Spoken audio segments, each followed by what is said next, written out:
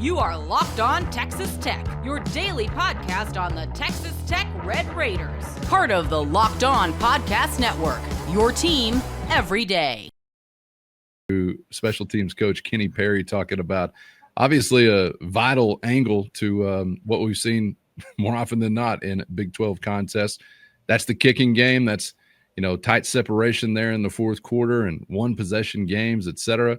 And we saw, even though it wasn't at the end of the game, I thought it was a critical moment when Stone Harrington had a 58-yard opportunity that he made good on against Utah. The hierarchy coming into the season has seemingly had him at the top, and I think only remained that way. But sounds like Coach Perry is still not calling it good on a kicking competition of sorts, or at least an every man be ready kind of status week to week. Take a listen to Coach Perry talking about the kicking situation as they head to Houston.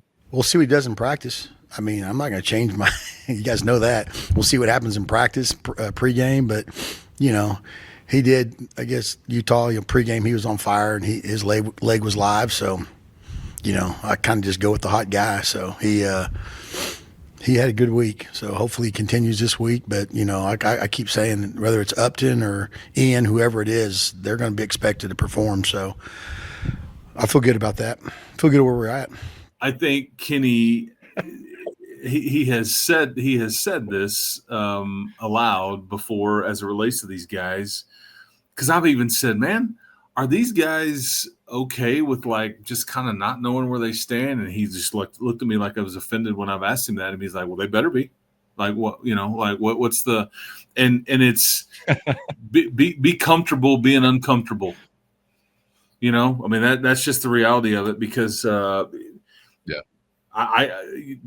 we think that Stone Harrington is now maybe your kicker? Yeah, probably. But again, we're not saying that. We've got the order on the depth chart. I think Upton Bellenfant has been really good in practices. And again, all that Bellenfant has done wrong that we have seen is a mixed extra point and a blowout. That's it. Now, in camp and in practices and all the things, they've charted every kick and all the things. I think everybody's got a good attitude over there. I don't see anybody pouting or feeling sorry for themselves. But I don't know if I'm willing to say, like your QBs, you're going to need both of them. You kind of hope not that you don't have an injury or somebody not getting it done, and so we got to go to the other guy, whatever it is. But maybe you will need both of them. That's why they're here. And heck, kind of like, Ian Hershey playing the role of Mitch Griffiths. You got three of them if you needed.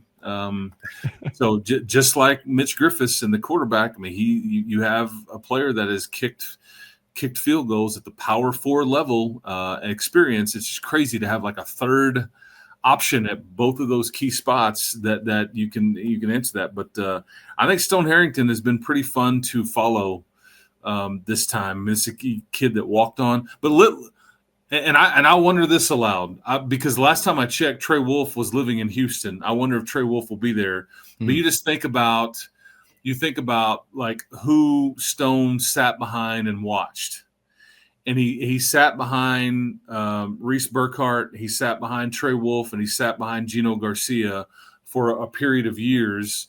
And he watched these guys, and he tapped into, the mechanics, but also the mental part of it and the ebbs and flows. And I think he's really matured, and he's kind of had quite the journey here. Because I think Upton Bellenfant was brought here to bring the best out of this position, but also Stone Harrington. They felt strong enough to we got to bring somebody outside of this deal to make sure we have an answer. And if Upton Bellenfant's, if his biggest attribute was squeezing everything you could out of Stone Harrington, then that was a hell of a signing. No question. And I would say I kind of feel like maybe a lot of us are just very hesitant to kind of crown a guy because it is a mild upset job-wise, as you talked about this offseason. Wasn't necessarily anticipated. And it's kind of out of nowhere, probably for a lot of Red Raider fans who never even heard the name Stone Harrington, other than maybe thinking it was a Dateline 2020 anchor once upon a time, coming into this year. But it's sort of a hell of a development, Chris, and I don't mean to crown him in this sense, but if he's a guy that can find the accuracy and he's got some clutch component, which, like I said, it was a critical moment in the Utah game, though it wasn't a late game moment. He's all of a sudden, because of, I think, the power in the leg, one of the conference's best. First, today's episode brought to you by Mazda. And Mazda crafts cars for those who choose to do more than simply move. They follow what moves them every time they drive. And that's what makes Mazda stand out. They go beyond safety, style, and performance to deliver a driving experience that feels alive in every detail. And you know, with Mazda, your family's safety is number one. And that's why Mazda's won more 2025 IIHS Top Safety Pick awards than anybody else. And Mazda offers more than safety with smooth handling, intuitive controls, and standard all-wheel drive in every crossover SUV. It's the small details that make the big plays, and just like there's more to every player, there's more to a Mazda vehicle. Mazda, move and be moved.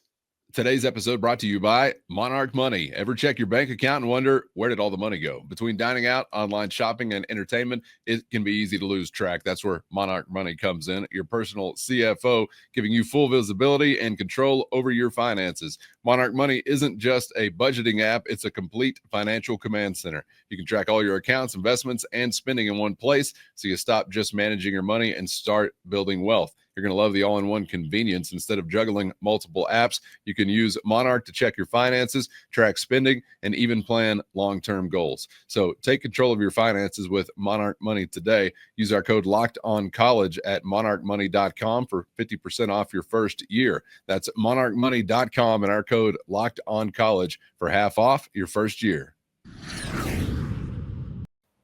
One of the nation's best. I mean, he could be in that company, I guess, if he kept it going. I don't want to say he's Brandon Aubrey just yet. Right. Okay. But, I mean, all kidding aside, 58 yards, even in this era of kickers being really good and the distance is just different than it was. Everybody seems a bit better at their craft. Not many club foot kickers still in the mix either. No, not at all. I still say though, for like when you're in college, if you're kicking like anything in the 50s, and that one would have been good from 65 easy, but that's still impressive to me. If anything, just the mental part and the operation time and all the things, but imagine that. Imagine if he can start to put a body of work together that says, okay, now we kind of know we are good from some distance here. It just puts so much pressure on teams and things like that when you're like getting points when you really shouldn't be. Because when they sent him out there, I thought, I'm doing the math and I'm looking on the field. I'm like, wait a second. I mean, just to try it, because you're taking a chance. Yeah. You come up short, they return it. That's what they were saying on TV. Hey, man, you better put somebody back to return this to have a kick six and all that. No, he's good from 65 at least. And that was a hell of a kick, man. I kind of feel like not only does it put you in a position to maybe get some points you shouldn't have, but it maybe also alleviates some times where you might have to take an unnecessary risk or feel like you did. There's risk in it, like you just outlined, but I'm talking about trying to go for it on fourth down or something like that because you don't have that confidence. And I'll tell you, a few weeks ago when he comes out for the 47 or whatever that was, we're talking about college kickers, man. How much money has been lost on college kickers here or there? Chip shots, 47, 58, it don't matter. So even in the 40-yard range, I'm thinking, pretty dang impressive, much less 58 on the road. But again, that game, Calvin, I'll maintain I'm not worried about the 58 yarders and like having some Brandon Aubrey type kicker. Give me the manageable stuff, guarantee it for me, and we're good. Yeah, like make the makeables. Like just any 40 and in, man. I need to have it. I need to be able to deposit that in the bank and no takebacks, like without fail. And you do that, I got no problems. I really don't. What about our kicking path over the last handful? I guess we're just going to have to embrace the thought that these kickers are just they can't have a straight road. It's got to be a broken road that leads them to us. Because Garibay, Trey Wolf, like losing the job, coming back, being a legend. I don't even know where Garibay came from. I mean, we're just Gino Garcia. It's just like these guys roll in with a bag, like Jake Taylor coming from the Mexican League. Or something. Who is this guy? And then all of a sudden, Red Raider legend. And my man Gino, I'll just never forget it, and God love him. But when I found out that he was taking I think it was like wine tasting classes at our beloved Texas Tech University, I'm like, you can be my kicker anytime. In fact, even if I don't, I'll always want to be a go for it guy. Even if I have nothing to do with football years from now, you're my kicker, man, just because you were taking wine tasting classes at Texas Tech. God bless you, man. I mean, like respect. That's keep it cool in crucial moments. Yes. Yeah. Yes. Even keel, man. I'm going to speak this into existence. Put this out in the universe. I want only our clutch or critical kicks to come in the second quarter. I'm fine with a 24-point margin in the fourth. That's totally cool. Totally fine with me. Let's keep all the urgency and sort of this would be a big one type thing to like second quarter going into halftime stuff. And then we'll not worry about the fourth. Let's do that again this Saturday, as a matter of fact. I hope Trey Wolf is on the scene.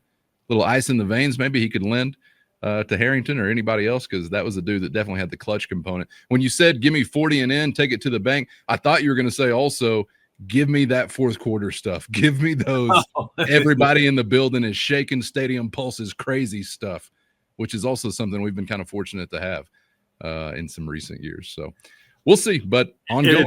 And real quick, it's fun to think about like a guy like Trey Wolf, because this is the way team sports work, especially whenever guys move on and guys grow up and all that. If Trey Wolf is there, I guarantee you he will be so proud, without not trying to be corny here, of who Stone Harrington has become.